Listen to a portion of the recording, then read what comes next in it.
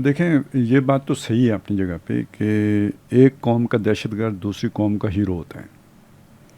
یعنی یہ بہت میرا خیال ہے ہم نے 70s میں دیکھا تھا جب فلسطینیوں کی جد و جہد کا جو ہے نا ایک وہ عروج کا دور تھا. لیلا خالد بھی شاید اسی زمانے کی تھی. تو یاسر عرفات اس وقت ہوتے تھے فلسطینیوں کے حقوق کے لیے کوشش کرنے والے. یعنی آپ نے جو یاسر عرفات سنا یا دیکھا ہوگا وہ اور تھا, اس دور کا یاسر عرفات جو ہے نا وہ اور تھا. تو ظاہر ہے اس وقت دنیا کی نظر میں یاسر عرفات دہشت گرد تھے, لیکن فلسطینیوں کی نظر میں وہ قومی ہیرو تھے. تو یہ ہر جگہ, یہ ہم نے کشمیر میں بھی دیکھا ہے, انڈینز جو ہے نا وہ کشمیری فریڈم فائٹرز کو دہشت گرد کہتے تھے اور ہم انہیں فریڈم فائٹر کہتے تھے. تو یہ تو اختلاف اپنی جگہ پہ ہے. دیکھیں جیسے ہم جنگ آزادی کہتے ہیں, 1857 کی جنگ آزادی کہتے ہیں, تو وہ بغاوت کہتے ہیں, وہ غدر کہتے ہیں, غدر. ٹھیک ہے. تو یہ تو دیکھیں بس یہ ادھر سے دیکھیں تو 6 ہے, تو ادھر سے دیکھیں تو 9 ہے. یہ تو اس کا ایک جو ہے نا زاویہ نگاہ یا نقطۂ نظر جہاں سے آپ دیکھ رہے ہوتے ہیں اس کا فرق تو پڑتا ہے, اس میں تو کوئی شک نہیں. اور یہ ہمیشہ سے ایسا ہی رہا ہے.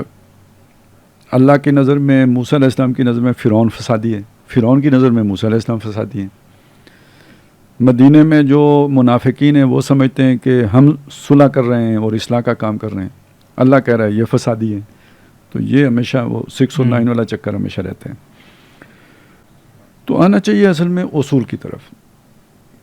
اگر اس کے اعتبار سے دیکھیں نا, کوئی بھی جب جد و جہد ہوتی ہے, جد و جہد آزادی کی ہو, جد و جہد حقوق کی ہو, جد و جہد جو ہے نا کسی نظریے کے غالب کرنے کی ہو, نظام تبدیل کرنے کی جد و جہد ہو, یہ جد و جہد جو ایگزسٹنگ سسٹم کو چلانے والے ویسٹڈ انٹرسٹ ہوتے ہیں نا, وہ کبھی اس جد و جہد کو ٹھنڈے پیٹوں برداشت نہیں کرتا, اور وہ پاور میں ہوتے ہیں, طاقت میں ہوتے ہیں. اور آپ سمجھ سکتے ہیں کہ یہ جد و جہد ابتدا میں کمزور ہوتی ہے, مگر ظاہر ہے تھوڑے لوگ ہوتے ہیں, اور اس کا پوٹینشیل انہیں معلوم ہوتا ہے کہ یہ نظام میں کونوں کے پاس بانو, یہ معرض انقلاب میں ہے, تو انہیں تو اس کی اپنی موت نظر آ رہی ہوتی ہے. تو وہ اس جد و جہد کرنے والوں کو ہمیشہ چاہیں گے کہ وہ کسی ایکسٹریم قدم اٹھا لیں ابھی کچی آنکھوں, تاکہ ان کو بالکل ختم کرنا آسان ہو جائے. ٹھیک ہے, ایک چیز تو یہ ذہن میں رکھ لیں کہ کوئی آزادی کی تحریک چلا رہا ہو, یا اپنے حقوق کے حصول کی تحریک چلا رہا ہو, یا یہ کہ دین کے غلبے کی یا نظام کی تبدیلی کی تحریک چلا رہا ہو, یہ اس کا کام ہے کہ وہ اپنے آپ کو کسی دہشت گردی یا اس طرح سے ملتے جلتے کام میں ملوث نہ کرے, اپنے آپ کو فاصلے پہ رکھے, پرامن رکھے. یہ اس میں اس کے لیے بریدنگ سپیس ہے, نہیں تو وہ ختم کرتی جائے گی. پہلی بات تو یہ ہوگی. دوسری بات کیا ہے, ہم کہتے ہیں جی ہم گلوبل ویلیج کے باسی ہیں, تو کلیش آف انٹرسٹ ہوتا ہے.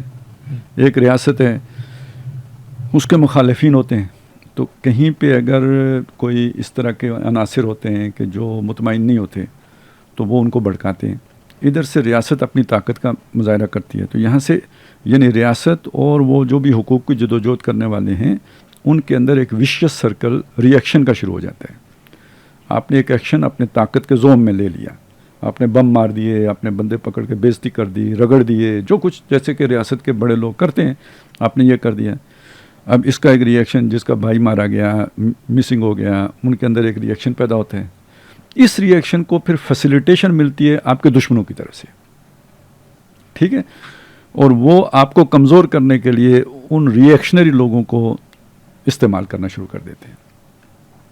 جب وہ ایک حد تک استعمال کر لیتے ہیں تو پھر آپ کا ری ایکشن آتا ہے جو اس سے بڑا ہوتا ہے, اس سے بڑا آپریشن لانچ ہو جاتے ہیں, پھر اس سے ایک نیا ری ایکشن جنم لیتے ہیں. یہ وہ ویشیس سرکل ہے جو فساد کی طرف آپ کو لے کے جاتے ہیں, کنارے نہیں لگتا یہ.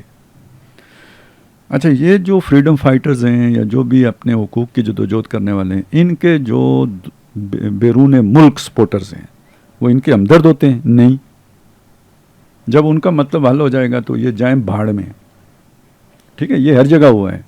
ایون مسلمانوں نے مسلمانوں کے ساتھ کیا ہے. ابھی فلسطینیوں کے ساتھ کیا ہو رہا ہے. ٹھیک ہے نا. تو جب اسٹیٹ کی لیول پہ آ کے جب پراکسی کو کوئی استعمال کرتا ہے تو استعمال کرنے کے بعد اس کے ساتھ کیا ہوتا ہے اس سے اسے کوئی غرض نہیں ہوتی. تو گویا پہلی بات یہ ہے کہ پرامن رہنا ہے، تو دوسری بات یہ ہے کہ آپ نے اپنے اوپر یہ دبا یا داغ نہیں لگنے دینا کہ آپ کسی کی پراکسی ہیں یا کوئی آپ کو استعمال کر رہا ہے. اگر آپ نے اپنی جد و جہد کو منزل مراد تک لے کے جانا ہے